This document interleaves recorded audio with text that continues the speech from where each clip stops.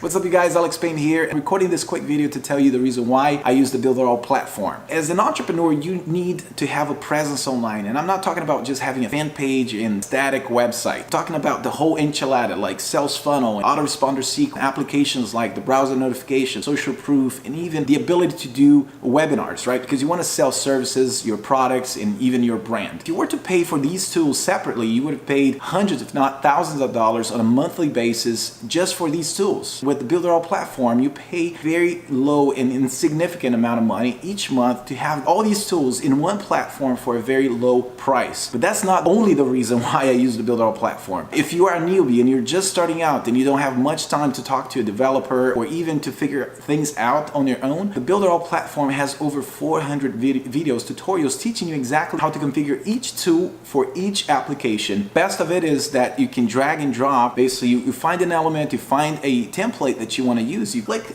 the element, you drag wherever you want on the screen and you drop it and it stays there, and that's how it works. It's very, very simple and easy to use. So I completely recommend for anybody wanting to have a presence online and dominate with either your service, product, or your brand.